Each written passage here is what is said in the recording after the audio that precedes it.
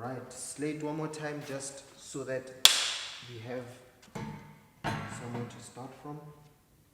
So where? Yeah, that was basically it. And the Yes, question was, okay. how did your experience help at least build the world of story?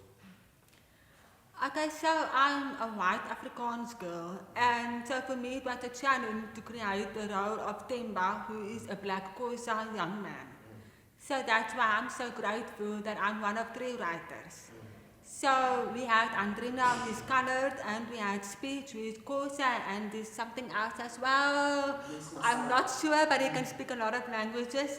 And so I was very happy about that because I've never been inside a taxi before. So I don't have that word of story, I don't have the experience of that. But I do have the experience of not being able to hear and the challenges that come with it. So I had a great time creating Temba's character, but as you will see in the film, he is a deaf young man and he chooses to speak sign language, and he also doesn't speak with his voice. So that's something that I've never done before, and that's why it's so great to keep in mind when you're a scriptwriter. It's important to keep in mind there's a wide spectrum of deafness. It's not just one certain part of deafness that you can cover. You can cover a wide spectrum. So that was very nice to be able to actually bring in the culture of the Xhosa people, and then also the culture of the deaf person who speaks sign language and doesn't use their voice. So that was very nice. I think his character is well-rounded. I think a lot of deaf people who speak sign language will be able to identify with him. And I think that's very important. I think it's important to have good role models on the screen. We don't have enough people with disabilities on the screen to show that it's actually part of the norm. It's normal. It's not abnormal. So that's what I like about it. It shows the world that there's Temba, he lives in South Africa and something happened to him and he's in a crisis. There's a struggle for survival. So that's very nice. I think it's very realistic. I am curious though, you said you haven't gotten into a taxi before. even with this concept of a film you had, you still haven't gone. I really feel like we should make a day out of it. We should make a whole day out of it. Yes, so actually the crew did say that I should go for a ride on a taxi, but we just never got to it. So I don't know whose fault that is. Today, where do you live? We're taking a taxi there today. Yeah, so for me as a white person, it looks very dangerous. But when I spoke to the crew about it, it seems like there's a misconception. But I think as a driver myself, I drive on the road and I have to do with taxi drivers. And they can be very, in Afrikaans we say roekeloos. Roekeloos. I don't know how to do an English word for that, but they can be very roekeloos that they don't put on their light indicators, they just go and they change lanes and they just stop wherever they want to stop and then you have to stop as a driver. So for me, the taxi world is very scary. So that's also why I think I haven't been in a taxi before. I think I'm a little bit scared. My next question is, what is it that you were not aware of about the world outside of the story that you are now aware of because of the story? So, interestingly, when we started doing research for the film and the world of story and all that, I didn't realize that the taxi business is so, it's like just growing and growing and there's billions of rands in this industry. True. I didn't know that. And also how people are competing for tenders all the time, tenders from the government. I wasn't aware of that. So my eyes definitely opened up to that area of South Africa. And now when I'm driving in Port Elizabeth, there's the taxi rank when you go to the port. I see it, yeah. Yes. So when you drive to the port, there's like a lot of taxis there. It looks like a giant web of stuff going on there. And so when I drive there, suddenly I've got an awareness of, wow, but this is a business. It's booming and it's making a lot of money in South Africa, and everybody wants the tenders. Everybody wants to make money out of this. So that side of the world definitely opened up for me. All right. I'm curious though, as a writer, you basically you decide who lives, who dies, you decide who walks, who talks, you decide all these different things about the world of story. Yes. Who do you believe you would be friends with or you would get along with in this story? Out of the three main characters, like, who do you think they would be like, yeah, I would get along with this person the most in real life?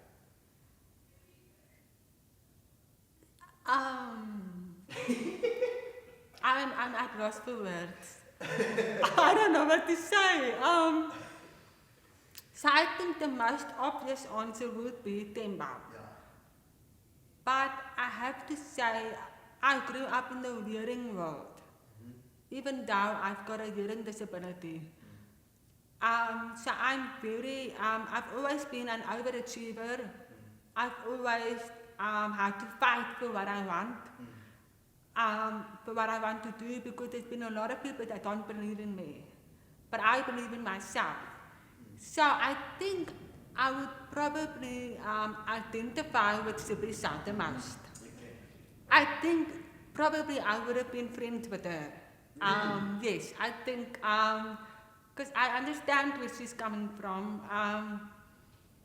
Yes, I think that's probably it. But Themba, I mean, I probably would be able to communicate with him because he will be able to lip read.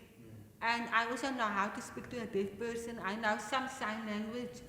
So I think Themba and I would have an understanding of each other. But I think my personality is probably a bit more like Sibisa. Okay. Yes. Okay, no, I get that. Why not Apiwe though? Is it Apiwe? yeah, is it because he's so disconnected from what you're used to seeing in your everyday life, or is it just not just because you'd get along with the other two more?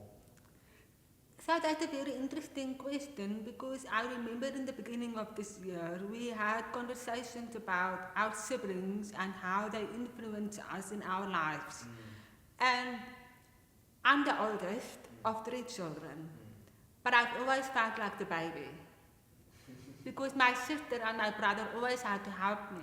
They're hearing. I'm the only deaf person in my family. So they always had to help me and sort of save me from stuff. So that's why with Apiwe and Themba, I can understand where Apiwe is coming from. He has to save his brother in the beginning of the story. But by the end of the story, it is Themba who saves his brother. And so, I mean, I'm the oldest, but my siblings always have to save me. But now that we're sort of like on the same level, we can help each other out. So I can identify with Apiwe in the way that I saw how my brother and my sister had to help me. So yes, I think there's a little bit of me in every character, if I can put it like that. As a writer, yes. Was writing the script, you say you believe that you've left every character has a piece of you at least in them like that.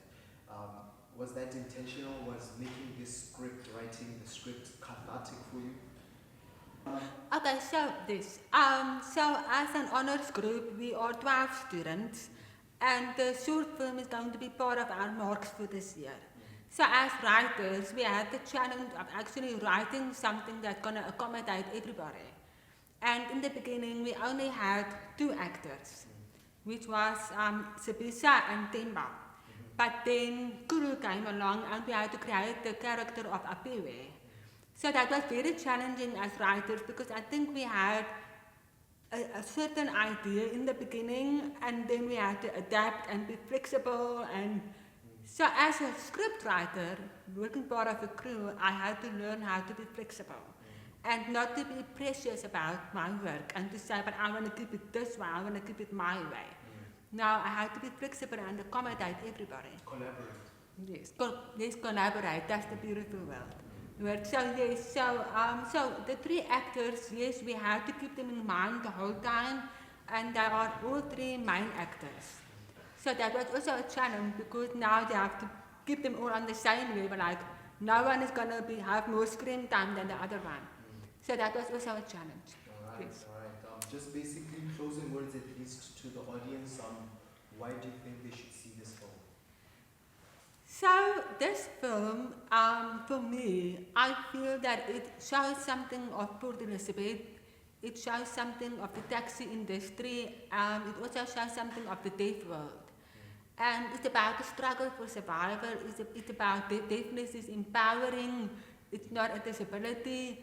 So I think when the audiences watch this film, they're gonna work out of there, and they will have something to talk about. It's going to spark conversation, it's going to spark an awareness. So I think that's why this film is so important, and it's going to, I feel like it's going to start something in South Africa for people with disabilities. And this is just the foundation of what's going to be about. Yeah, I love that. I love that. Okay, no, thank you so much for an amazing interview. I really would carry this conversation. Oh, It's okay. just these technical things that we have to fix and all that. But thank you so much. Yes, thank you. I enjoyed it. Thank Yes. you. All right, no problem. All right. Okay. We're done. We're good. Awesome, Thank you. Yes,